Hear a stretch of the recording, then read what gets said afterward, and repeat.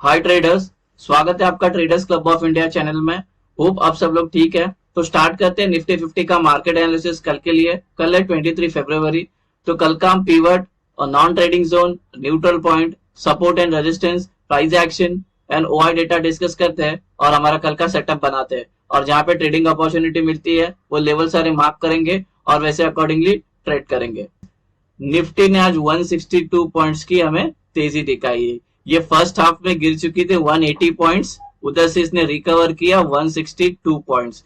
Guys नीचे अच्छे खासे हमारे बायर्स सपोर्ट बना के बैठे हैं।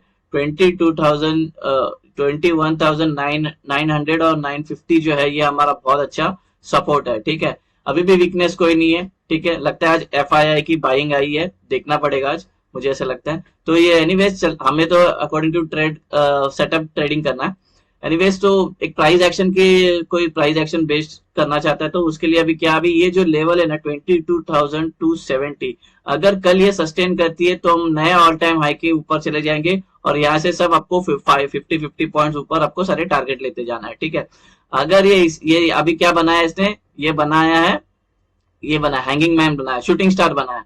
शूटिंग स्टार से अभी सीधा नीचे आ सकती है मार्केट प्राइस एक्शन के हिसाब से, और जो नीचे गिर के आएगी फिर से वो 22,050 तक का हमें नीचे गिरावट देखने मिल सकती है। अगर ये सस्टेन कर लेता है तो ऊपर की ओर जाने मिल सकता है। सेटअप डिस्कस करने से पहले आपसे रिक्वेस्ट करता हूँ, अगर आप चैनल पे नए हो तो प्लीज चैनल को सब्सक्राइब करना और बेल आइकन को हिट करना, जिससे मेरी सारी वीडियोस की नोटिफिकेशन आपको समय पे मिलते रहे।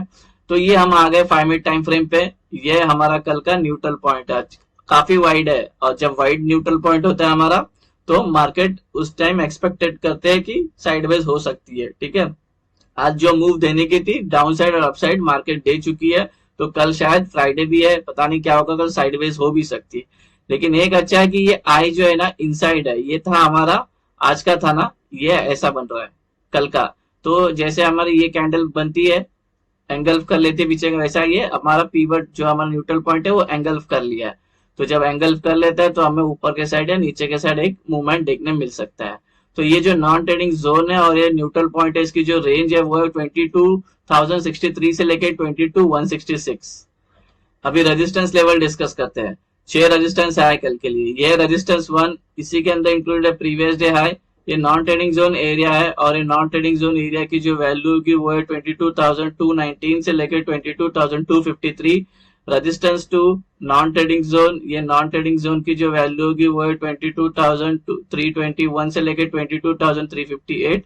रेजिस्टेंस 3 नॉन ट्रेडिंग जोन, ये नॉन ट्रेडिंग जोन की जो वैल्यू होगी वो है 22,450 से लेकर 22,492। रेजिस्टेंस 4 नॉन ट्रेडिंग जोन, ये नॉन ट्रेडिंग जोन की जो वैल्यू होगी वो है 22,583 से लेकर 22,621। रेजिस्टेंस 5 नॉन ट्रेडिंग जोन, ये नॉन ट्रेडिंग जोन की जो वैल्यू होगी वो है 22,698 से लेकर 22,732। रेजिस्टेंस 6 नॉन ट्रेडिंग जोन, ये नॉन ट्रेडिंग जोन की जो वैल्यू होगी वो है 22,820 से लेकर 22,858। सपोर्ट लेवल डिस्कस करते हैं। ये सपोर्ट 1, ये नॉन ट्रेडिंग जोन है और ये नॉन ट्रेडिंग जोन की जो वैल्यू होगी वो है 21,977 से लेकर 22,008। सपोर्ट 2, इसके अंदर इंक्लूडेड है प्रीवियस डे लो। ये नॉन ट्रेडिंग जोन की जो वैल्यू है वो है 21,883 से लेकर 21,913। सपोर्ट 3 नॉन ट्रेडिंग जोन, ये नॉन ट्रेडिंग जोन की जो वैल्यू होगी वो है 21,085 से लेकर 21,831। सपोर्ट 4 नॉन ट्रेडिंग जोन, ये नॉन ट्रेडिंग जोन की जो वैल्यू होगी वो है 21,732 से लेकर 21,759। सपोर्ट 5 नॉन ट्रेडिंग जोन, ये नॉन ट्रेडिंग जोन की जो वैल्यू है वो है 21,648 से लेकर 21,679। सपोर्ट 6 नॉन ट्रेडिंग जोन, ये नॉन ट्रेडिंग जोन की जो वैल्यू होगी वो है 21,558 से लेकर 21,593। हमारा सपोर्ट रेजिस्टेंस और न्यूट्रल पॉइंट का रेंज डिस्कस हो गया। कोई रेंज अगर आपको समझ में नहीं आए तो वीडियो को पॉज करके वो रेंज आपके चार्ट पे प्लॉट करके लेना। अभी हम एंट्री और एग्जिट मार्क करते हैं, उससे पहले आपसे रिक्वेस्ट करना चाहता हूँ कि वीडियो को पूरा देखना, बीच में स्किप मत करना, नहीं तो फिर ये सेटअप आपको समझ में नहीं आएगा। अगर आपको proper entry exit price action open interest support resistance कुछ पता नहीं होगा तो आपको नुकसान हो सकता है। वैसे कोई टिप या कोई एडवाइजरी कॉल नहीं है और ना ही हम सेबी रजिस्टर्ड है। ये एजुकेशन पर्पज के लिए वीडियो, तो आप इसको एजुकेशन पर्पज के हिसाब से देखना। अगर ये ट्रेडिंग सेटअप आपको पसंद है, अगर आपके ट्रेडिंग पेयर में आपको ये यूज करना है, तो इसको पहले बैक टेस्ट करना, 200 ट्रेड लेना, इस पे बैक टेस्टिंग करना, उसके बाद अपने रिस्क पे यूज करने लेना। इससे रिलेटेड मैंने जब ये वीडियो, जब ये सेटअप मैंने बनाया, तब मैंने अपनी 2 साल की बैक टेस्टिंग दिखाई, जिसका एक वीडियो बनाया मैंने, उसका नाम है ब्रह्मास्त्र स्ट्रेटेजी। लिंक आपको डिस्क्रिप्शन में मिल जाएगा, प्लेलिस्ट में भी जाके आप देख सकते हो। तो वो वाला वीडियो एक बार देख लोगे तो उस पर आपको proper safe entry, aggressive entry कैसे की जाती है, नॉन ट्रेडिंग जोन कैसे ड्रॉ किया जाता है, सपोर्ट एंड रेजिस्टेंस कैसे बनाया जाता है, प्राइस एक्शन और ये सेटअप को कैसे इंटीग्रेट करना चाहिए, प्राइस एक्शन को कब इंपॉर्टेंस देना चाहिए सेटअप में, ठीक है। तो उसमें मैंने उस सब कुछ डिस्कस किया है, अपने 2 साल की बैक टेस्टिंग दिखाई है उसमें। तो वो वीडियो एक बार आप जरूर देख लेना। वो 40 मिनट्स का वीडियो थोड़ा लेंथी है, बट वो देख लेना। फिर नेक्स्ट टाइम जब भी आप इस वीडियो पे आओगे ट्रेडिंग सेटअप पे एवरीडे वाले, तो आपको एकदम इजिली समझ में आएगा।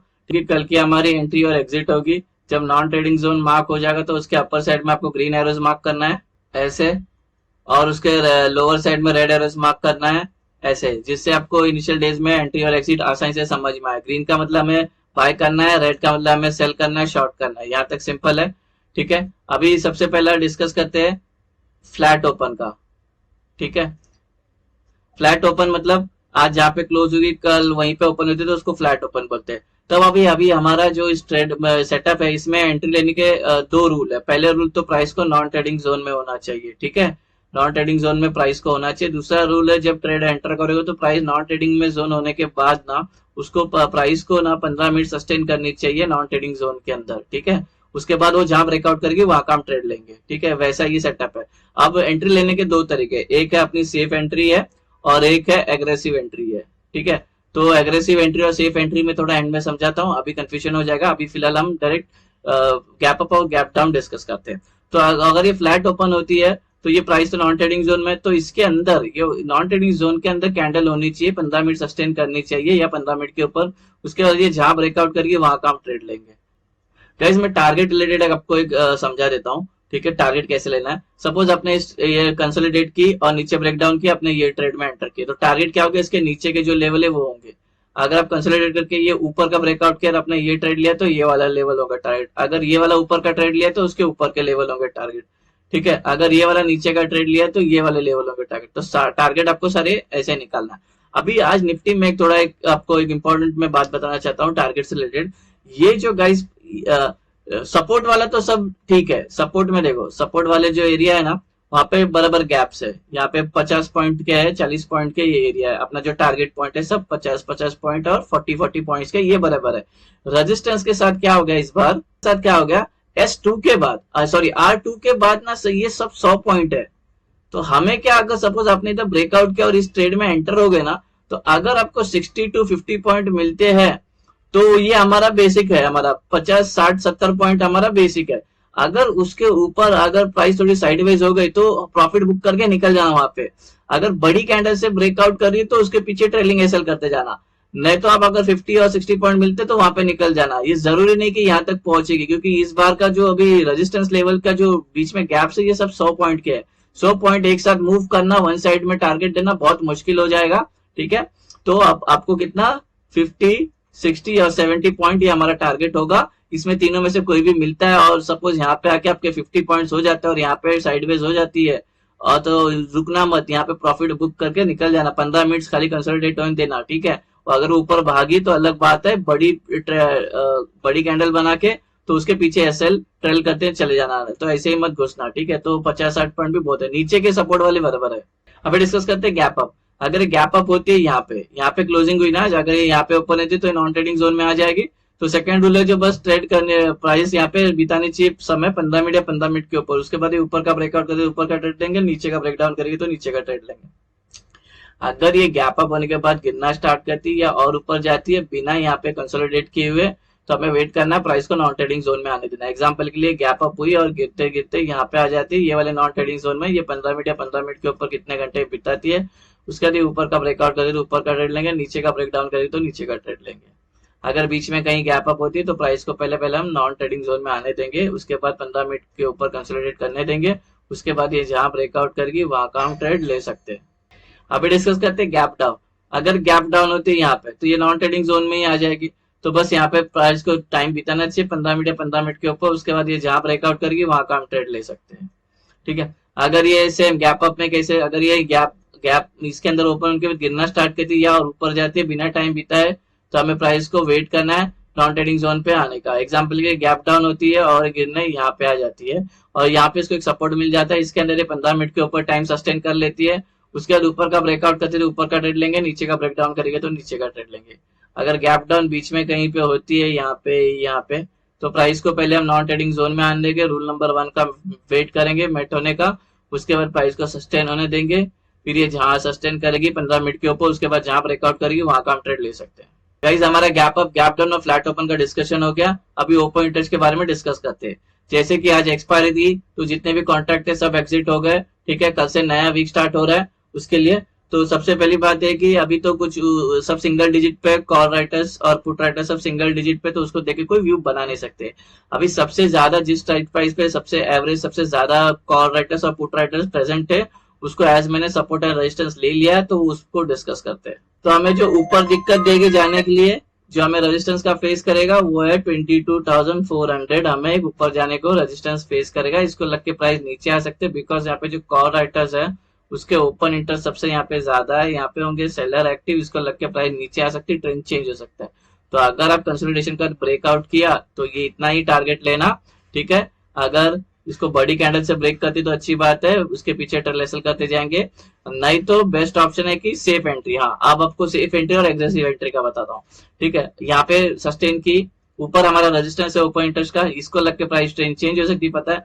तो अगर ये ब्रेकआउट करती है, हमारे नॉन ट्रेडिंग जोन का ब्रेकआउट आता है, तो यहाँ पे 3 ग्रीन कैंडल का वेट करना, 3 ग्रीन कैंडल का वेट करना, फिर 50-60 पॉइंट अगर मिलते हैं तो निकल जाना उस पे। अगर एक ही ग्रीन कैंडल बनती या 2 कैंडल बनती तो मत एंटर करना, ठीक है। ये घूम के फिर से अंदर आ सकती है, क्योंकि मैंने इस पे बैक टच किया हुआ, ये ऐसा करती है, ये ऐसा होता है, ठीक है, जहाँ पे रेजिस्टेंस लेवल। तो इसलिए अच्छा 3 ग्रीन कैंडल बनना। या तो अगर आपने एग्रेसिव एंट्री ले ली ब्रेकआउट के बाद, एग्रेसिव एंट्री मतलब क्या, सपोज ये ब्रेकआउट आया, इसकी नेक्स्ट जो कैंडल है ना, ये कोई भी कैंडल होने दो, रेड होने दो, ग्रीन होने दो, ये वाली जो कैंडल बनेगी वो ग्रीन ही होनी चाहिए, इसके ऊपर क्लोजिंग होना चाहिए और ग्रीन होनी चाहिए, फिर उस पर हम एंट्री ले सकते हैं। फिर यहाँ तक का हमारा टारगेट पहला होगा, उसके बाद ये 2 ऊपर के टारगेट होंगे।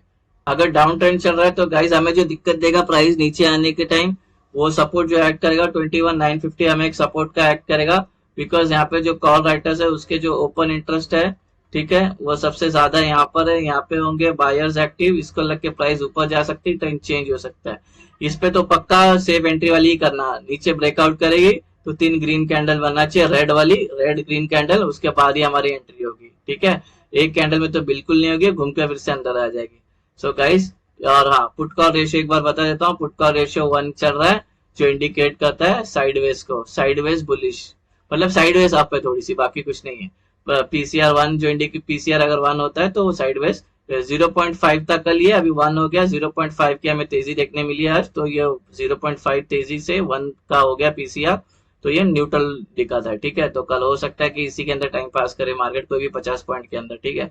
सो गाइस, ये बन गया हमारा कल का इंटरडे सेटअप निफ्टी का। होप आपको सेटअप पसंद आया तो वीडियो को लाइक, शेयर और सब्सक्राइब जरूर करना। मिलते हैं नेक्स्ट वीडियो में। Till then, thank you very much for watching, have a great day, bye bye.